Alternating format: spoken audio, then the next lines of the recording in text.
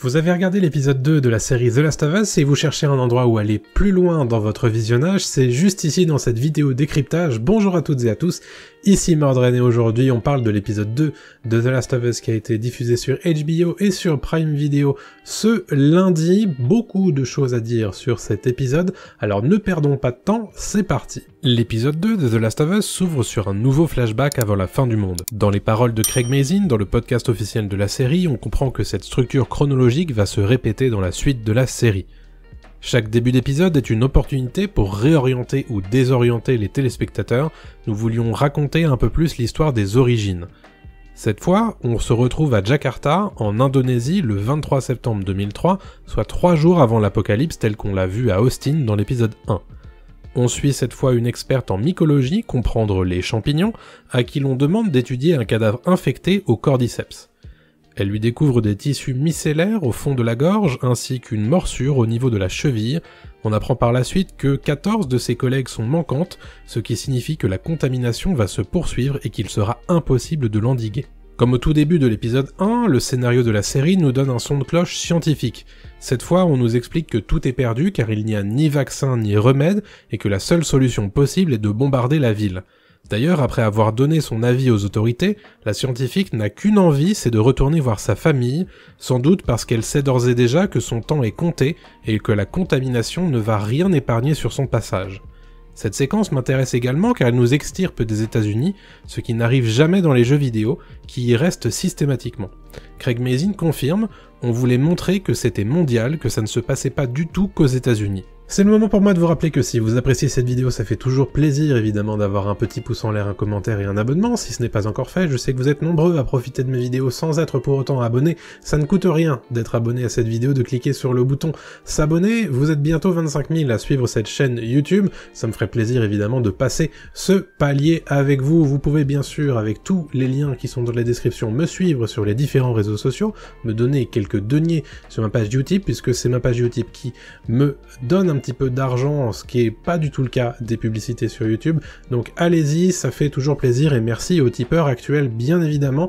Vous pouvez enfin écouter mon podcast Pop Tier et Pop News qui sont deux podcasts qu'on fait du coup hebdomadairement avec un ami qui s'appelle Adrien, on co-anime ce podcast et on vous fait des critiques de pop culture récentes, mais aussi un récap des news pop culture du moment. Allez, c'est parti pour le reste de la vidéo. L'épisode 2 nous permet d'en découvrir un peu plus sur Ellie et sur sa relation avec les autres. Chose intéressante, le premier plan post-générique représente Ellie endormie dans une position fétale qui évoque bien son âge. Ellie a beau n'avoir vécu que l'apocalypse et avoir développé une personnalité assez dure, elle n'a que 14 ans, elle reste une enfant. Ce plan est immédiatement mis en contraste avec l'état d'alerte dans lequel Tess et Joel l'observent. Car pour eux, Ellie est une menace du fait qu'elle est porteuse de la contamination. On en parlera ensuite quand j'évoquerai Tess, mais il y a une différence fondamentale entre la façon dont Joel considère Ellie et la façon dont Tess l'aborde. D'ailleurs, lorsqu'Ellie explique à Tess comment elle a été mordue, elle fait référence à une future scène de flashback de la série dans le centre commercial. Il s'agit d'ailleurs d'une scène issue du DLC Left Behind du premier jeu vidéo. D'ailleurs, Ellie choisit de lui mentir en disant qu'elle était seule le jour où elle a été mordue. On aura l'occasion de le voir dans la suite de la série. En tout état de cause, Tess réagit avec admiration. « T'as des sacrées couilles », lui dit-elle, ce qui amuse Ellie. Ici, un lien commence à se tisser entre Tess et Ellie. Tess semble très favorable à la cause que représente Ellie, contrairement à Joel. Toujours sur cette thématique d'Ellie enfant mais aussi menace, on voit bien que Joel et Tess ne sont pas habitués à dépendre des actions des autres. Ils ont du mal à expliquer à Ellie que son comportement peut les mettre en danger, notamment lorsqu'elle parle alors qu'il ne faut pas faire de bruit. Il faut que les claqueurs arrivent pour que leurs appels au silence soient enfin compris. Un peu plus tôt dans l'hôtel inondé, on voit bien qu'Ellie s'amuse là où elle ne le devrait pas. Elle est d'ailleurs bien vite ramenée à la réalité avec un squelette qui lui tombe dessus. Le dernier plan de l'épisode m'a aussi plutôt marqué dans ce sens. Tess vient de se donner la mort pour permettre à Joel et Ellie de s'enfuir, Joel poursuit sa route et laisse Ellie seule dans le cadre. On la voit complètement déboussolée, très perturbée par ce qu'elle vient de vivre, elle ne connaissait Tess que depuis quelques jours, certes, mais son départ est brutal, et elle perd aussi sa seule alliée dans le petit groupe qu'il forme avec Joel. La perte répétée d'autres humains autour d'elle est une thématique qui va ressurgir dans la suite de la série, et elle commence ici avec cet épisode 2 pour Ellie. L'épisode 2 de la série The Last of Us est intitulé Infecté, ce qui lui donne bien sûr sa thématique principale. Là où les infectés étaient relativement rares dans le premier épisode, ils ont une part bien plus importante dans ce deuxième épisode. On nous donne une première origine de la contamination dans le flashback de début d'épisode, Joel donne des informations sur la durée de vie d'un infecté, 1 à 2 mois pour certains, tandis que d'autres sont toujours vivants au bout de 20 ans. Ellie fait aussi référence à des infectés qui jettent des spores, il s'agit là d'un clin d'œil à ce que sont capables de faire les bloaters dans les jeux. Si on les retrouvera dans la série, on sait que les spores n'en feront pas partie.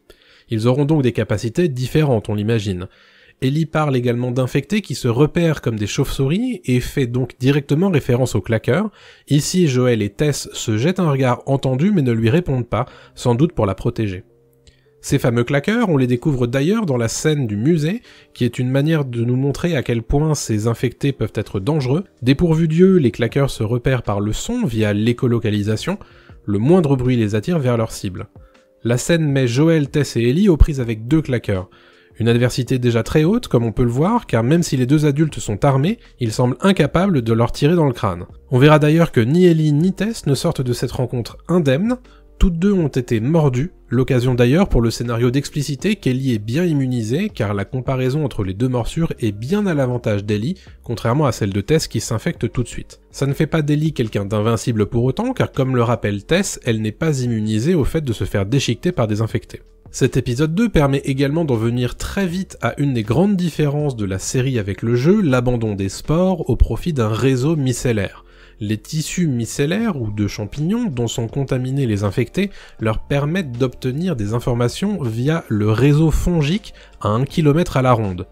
De quoi les rendre plus dangereux et plus nombreux. C'est tout l'objet de la dernière scène dans le Capitole, montrer que des dizaines d'infectés peuvent rappliquer en quelques secondes si on ne fait que toucher l'une des vrilles fongiques à terre. Au sujet de ce changement, c'est Craig Mazin qui l'explique dans le making-of de l'épisode 2. Un des changements qu'on a pensé nécessaire rapidement relève de l'expansion du champignon. Évidemment, on a fait beaucoup de recherches. On a commencé à considérer un truc qui s'appelle le mycélium, ce sont des fils qui constituent le champignon. Les champignons peuvent communiquer chimiquement à travers des distances assez dingues, ce sont des organismes remarquables et malheureusement dans ce cas, terrifiants. L'épisode 2 est aussi vraisemblablement le dernier où l'on verra Tess, à moins qu'on la voie dans un flashback, c'est d'ailleurs un épisode qui lui est grandement dédié, c'est elle qui dirige les opérations alors que Joel traîne des pieds et annonce régulièrement son envie de rentrer à Boston. Mais elle sent bien en Ellie quelque chose de spécial, et on peut voir qu'elle croit déjà en le potentiel d'Ellie. Elle lui dit textuellement « J'essaie de te garder en vie ».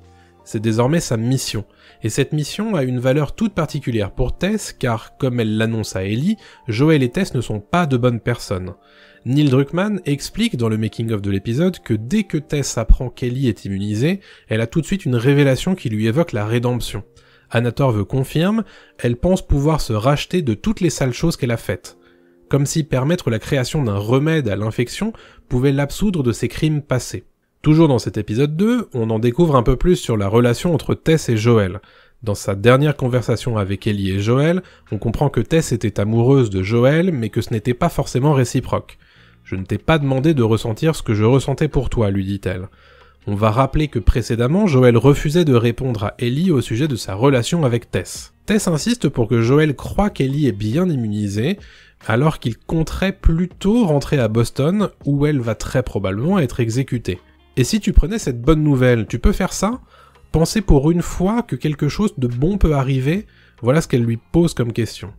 Elle laisse d'ailleurs Joel avec un message tout particulièrement important, elle lui dit « Sauve ce que tu peux sauver ». Ça sera très probablement un nouveau mantra au même titre que celui des Lucioles pour la série.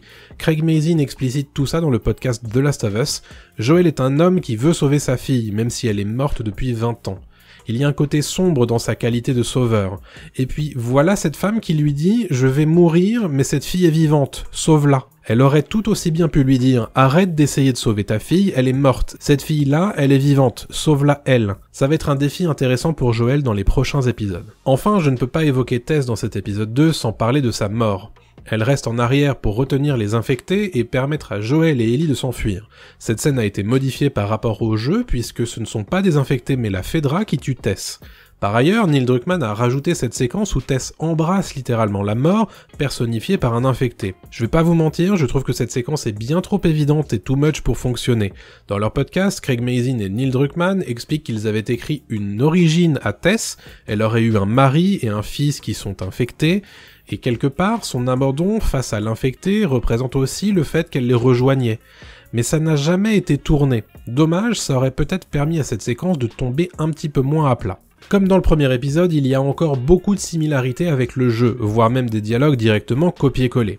Je vais pas les relever parce que ça n'a pas vraiment d'intérêt dans cette vidéo. Du côté des différences, je voudrais noter que les origines de la contamination au cordyceps sont ici explicitées, ce qui n'est pas le cas dans le jeu. Ça permet aussi de donner un point de vue plus global à cette pandémie, là où les jeux sont très centrés sur les USA. J'ai déjà eu l'occasion de revenir longuement sur les vrilles et le réseau micellaire, qui changent beaucoup de choses par rapport au jeu. Craig Mazin a d'ailleurs expliqué pourquoi ils ont laissé tomber ces spores. Dans le jeu, ils se développent via la morsure et la salive, mais aussi l'air via les spores. Bien que ça marche dans un jeu vidéo, dans la vraie vie les spores circulent partout, et c'est plus difficile d'accepter la notion que les spores restent localisés en un point et ne s'étendent pas.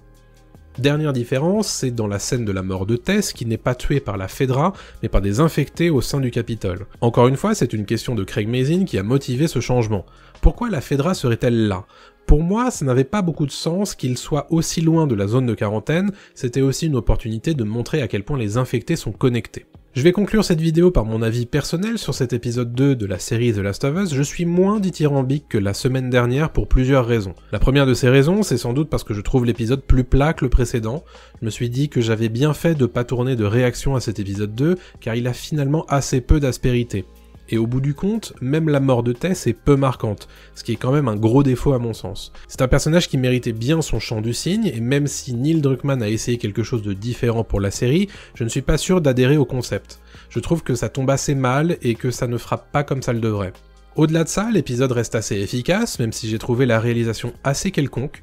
Je suis toujours très heureux de ce que je vois à l'écran, je note cependant que les décors peuvent être parfois assez inégaux entre intérieur et extérieur. Je retiendrai surtout des personnages et leur incarnation par Pedro Pascal et Bella Ramsey. Le flashback pré-générique est une bonne idée à mon sens. Attention cependant à ne pas trop en faire non plus et ne pas trop surexpliciter cet univers qui doit aussi se vivre dans son présent.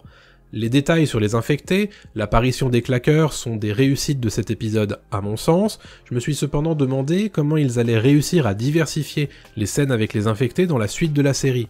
C'est un des enjeux à mon sens de la série, réussir à se renouveler alors qu'on n'a pas les mains sur la manette. Pour conclure, j'ai trouvé cet épisode 2 assez solide mais un peu moins intéressant que le précédent.